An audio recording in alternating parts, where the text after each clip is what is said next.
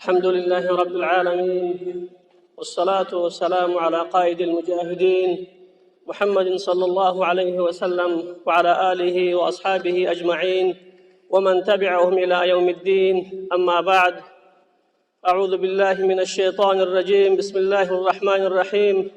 فمن تبع هداي فلا خوف عليهم ولا هم يحزنون. صدق الله العظيم. د غونډې ګډونوالو، راغلو مېلمنو ټولو ته د زړه له کومې السلام علیکم ورحمة الله تعالی وبرکاته. درنو ګډونوالو، زه لنډې خبرې کوم. یوه غوښتنه لرم او یو پیشنهاد لرم، او دا غوښتنه مې په دې خاطر ده چې په هغه کې وغواړم تشریح کړم چې بیا یوه حل ته خلک سره نږدې سي، موږ تاسې سره نږدې سو، تقارب راولي. هغه دا ده چې موږ تاسې باید حقایق درک کړو او هر حقیقت ومنو، او هر شی چې څومره مستوا او کچه وي هغه په هغه انداز کې ومنو. داسې نه چې د خپل یوه عادي شي ته دومره لوړه سویه ورکړو چې هغه له واقعیت سره سمون نه خوري. دا په عوض دې چې تقارب راشي هغه تباعد راولي. د مثال په طور دلته ځینې ګډونوالو نه یوازې دلته بلکې په رسنیو کې هم چې موږ اورو، دا خبره ډیره تکراریږي چې په افغانستان کې 18 کاله موږ ډیرې لاسته راوړنې لرو.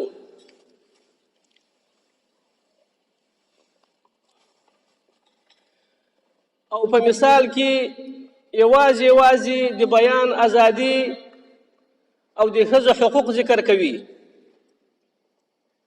ټیک ده، که کومه لاسته راوړنې وي، که د بیان ازادي وي، که چا د ښځو له حقوقو دفاع کړي، دې ته موږ په یوه ایجابي او مثبت نظر ګورو. دا یو ښه کار دی. خو داسې نه سي که نه چې دغه حقوق د ښځو یا د بیان د ازادي دا په یوه ډله یا په یوه ګوند او یا په یو قوم پورې منحصره سي. د مثال په ډول دلته ځینې خویندې راغلي، دا وایي چې موږ د افغانستان د ښځو د زنانو نمایندګۍ کوو. خو موږ چې د غونډې له ګډونوالو څخه پوښتنه کوو، هغوی هم نه پېژني، او دوی وایي چې موږ د ټولو ښځو نمایندګۍ کوو. دا به هم د سره ومنو چې تاسو د ښځو نمایندګۍ کوئ. آیا یو ورځ مو په خپل رسنیو کې، په خپل ټویټ کې، په خپل فیسبوک کې، په خپل رادیو مصاحبو کې دا ذکر کړي چې میدان شهر کې، په غزني کې، په زابل کې، په قندهار کې، په بدخشان کې چړندې بمبارۍ سوي او هلته ماشومان او زنانه ګډوډ پراته وي، له خاورو سره خاورې سوي؟ آیا هغه بشر نه دي؟ آیا هغه زنانه نه دي؟ آیا هغه ماشومان نه دي؟ دا که هر طرف کوي، که د موږ طالبانو د امارت لخوا چې سوي هم باید ذکر سي، او که د اطلاف او ورسره ملګري د هغوی لخوا سوي هم ذکر سي. خو بدبختانه دا هېڅکله دا کار نه دی سوی. غندنه خو پرېږده، فقط د یوه خبر په عنوان کې هم نه نشرېږي الا ماشاء الله. رابسو دې حقیقت ته ټول دنیاوالو دا خبره له امریکایانو سره، له حلف ناتو سره، پس کې چې امریکایان دي دا خبره بدرګه کوله چې افغانستان ته موږ راځو د درېیو شیانو دپاره. یو دا چې په افغانستان کې یو مستحکم مضبوط نظام راسي، بل دا ده چې مخدره مواد ختم سي، درېیم دا ده چې طالبان نابود سي او ورک سي. تاسو ته په قضاوت په لاس درکو چې په افغانستان کې څه رقم نظام رالی. دا خلک خپل افغانان په کومه سترګه ورته ګوري؟ دا خپل غربي انډیوالان په کومه سترګه ورته ګوري؟ آیا په دې کې د چا حقوق تضمین شوي؟ د چا حقوق محفوظ دي؟ په دې کې تبعیض نشته؟ په دې کې امن شته، په دې کې استقرار شته، په دې کې ثبات شته، خو نشته. وایي مخدره مواد ورکوو.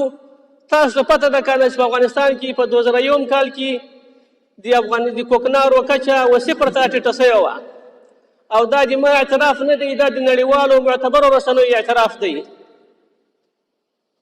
چې په افغانستان کې په 2001 کال کې یوازې په 115 هکتاره ځمکه باندې کوکنار کرل کېدل، هغه هم د مخالفینو په ساحه کې وه. او اوس د سیګار دا راپور دی که نه، یا د ګارډین راپور دی چې اوس په افغانستان کې 3,28,000 هکتاره ځمکه په کوکناره باندې ککړه ده. بله خبره چې یو طالبان به نابودو ورکوو بیا که نه، دا خو هېڅ یو خیال و که نه، ټیک دی قوت چې راشي یو غټ مملکت چې یو ځای مداخله وکړي، نظام به چپه کړي، خو د ولسونو مقابله نشي کولی. دا ټولې خبرې په دې خاطر کوم چې کوم شی حقیقت وي لغونه باید انکار نه وشي.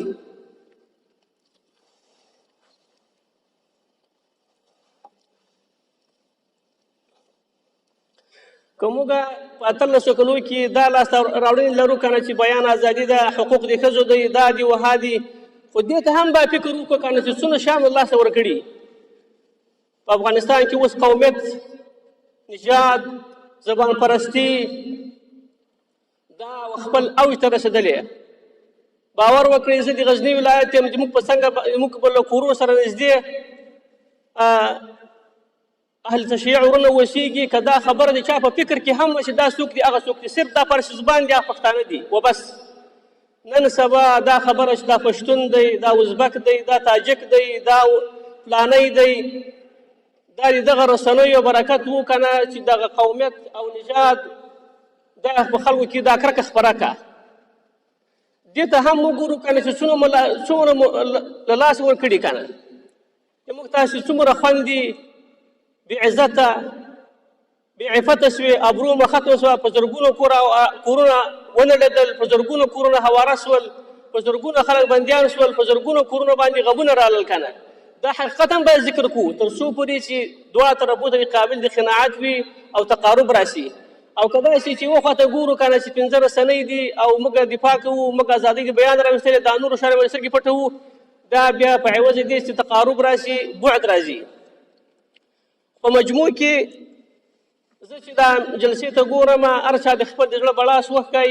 انشاءالله العزیز نظریات ټول اکثره ایجابي وه، ډېر کم داسې نظریات وه چې هغوی ځان ښکاره کړی چې په آینده کې هغه د صلح دپاره نه کار کوي او نه تمنا ده. هغه به بیا انشاءالله العزیز په داسې مجلسو کې شرکت نشي کولی، خو په اکثریت قاطع باندې زما نظر دا و دا برداشت وکړه چې ایجابیات دا نظرونه ډېر ایجابي او مثبت وه. پیشنهاد مې دا دی چې راځئ یوه الهي نسخه عملي کړو چې هغه د ټولو دردونو، د ټولو مشکلاتو، د ټولو غمونو دوا ده. لکه ما چې الله پاک الله سبحانه وتعالى یو آیت ولوستی: فمن تبع هدایا فلا خوف علیهم ولا هم یحزنون. کله چې د موږ تاسې لوی پلار آدم علیه السلام الله پاک له اسمانونو راشوه کړی مځکې ته، او بیا ورته هغه ته هدایات راواستول، او بیا دا ورته وفرمیل: فمن تبع هدایا فلا خوف علیهم ولا هم یحزنون. څوک چې ما د ارشاداتو اتباع کوي او عمل پرې کوي، هغوی به بیا هېڅکله نه غم او نه حزن او نه بل مشکل راځي. راسئ چې د الله تعالی و دین ته ځان تسلیم کړو، بیا به انشاءالله دا ټول مشکلات، دا ټول غمونه، دا ټول ناخوالي ختمیږي او د پای ټکی ورته کېښودل کېږي. باور وکړئ چې دا د انتقاد په شکل نه وایم، د حقیقت په توګه یې وایم. په کومه ځینې منطقو کې چې حکومتي چارواکي هلته مسلط دي، هلته انتهایي بې امنۍ ده، اغتصاب شته، غلا شته، قتل شته، سرقت شته. هېڅوک نشي کولی چې له خپل کوره څخه په امن باندې ووځي. که ووځي بیا دا تضمین نه وي چې به واپس راځي. د مثال په توګه زه وایم، زه په غزني کې د خوږیاڼو د ولسوالۍ اوسېدونکی یم. له کلونو را په دې خوا باندې مونږ منطقه کې چارواکي نشته، هلته سلطه نشته، خو باور وکړئ یو امن دی چې نه غلا شته، نه اختطاف شته. یعنې موږ په ټول د څو کلو کې یوه واقعه د اختطاف نه لرو، د اغتصاب نه لرو، د غلا نه لرو، بلکې ټول په امن دي. کله چې بازار ته موږ قریبان راځي، بیا هلته دې تضمین نه وي چې بېرته واپس به کور ته ځي که به نه شي تلای. نو دا مې داسې یو مثال درته وویلی که نه، که موږ تاسې که د الله پاک دغه ته ځان تسلیم کړو بیا به هلته امن و راځي او خوف احراز به ختمېږي. که څه مشکلات په جانبینو کې وي موږ ته که کوم شیان چې موږ له دغه مجلس څخه برداشت وکړئ هغوی باندې موږ به غور کوو انشاءالله. هغه ملاحظې په قابل د قدر دي، هغه په ځان کې راولو. داسې نه چې موږ طالبان یا اسلامي امارات ملګري ټول سپینې ملایکې وي، خامخا به خطاګانې راغلي وي، خامخا به غلطۍ راغلي وي، خو هغه د پالیسي له مخې به نه وه بلکې د اشخاصو شخصي اجتهاد به و یا به خطا و یا به غفلت و.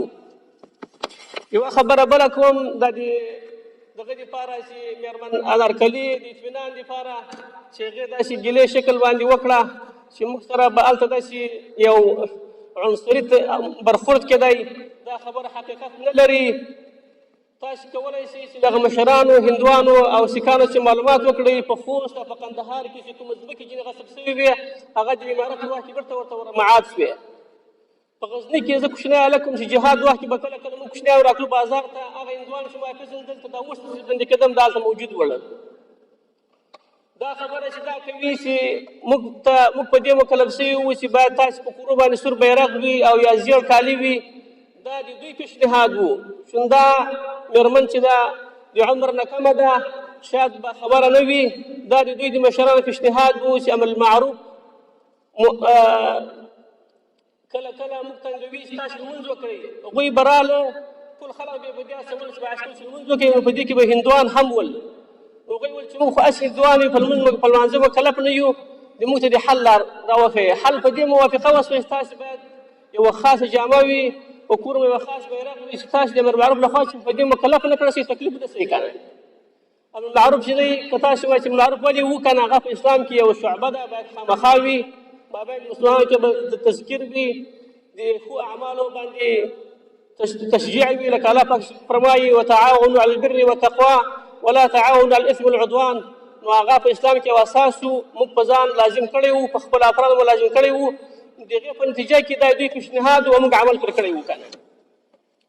نه داسې که نه ځان نخواسته چې هغوی سره د تجاوز برخورد و، بلکې دا یو حدیث دی رسول الله صلی الله علیه وسلم د هغوی دپاره کافي و شافي دی چې اموالهم کاموالنا واعراضهم کاعراضنا. د دوی عرض د دوی اموال لکه داسې لکه د موږ اموال د موږ عرضونه، نو هغوی باندې تجاوز شرعا ناروا دی. دې کوي که چا کړی وي هغه به اجتهادي غلطي دغه شخص که نه. او په عموم کې زه دا ویلی شم که نه تاسو اوس معلومات کولی شئ چې اوس په جلال آباد کې هندوان څومره پاته دي، په خوست کې څومره پاته دي، یعنې د هغوی وخت لسمه حساب نه دي پاته. دې معنا دا ده چې په هغه کې دوی حقوق محفوظ وو او اوس نشته. به هر حال خبرې اوږدې نه سي، یو ځل بیا له ټوله څخه مجلس د ګډونوالو څخه معافي غواړم او هغه ایجابیاتو ته باید وګورو. کله ما چې کومه ایجابي خبرې شوي هغوی تاسې په مثبت نظر وګورئ، کله تاسې نه شوي هغوی ته به مثبت نظر وګورو. که ځینې حقایق ذکر شوي هغوی باندې د قناعت وکړو، او که ځینې سلبیات ذکر شوي هغه یوه طرف ته کېدو تر څو پورې نور تقارب راشي او آینده کې دغسې مجالس دغسې کنفرانسونه تسلسل پیدا کړي. واخر دعوانا ان الحمد لله رب العالمین.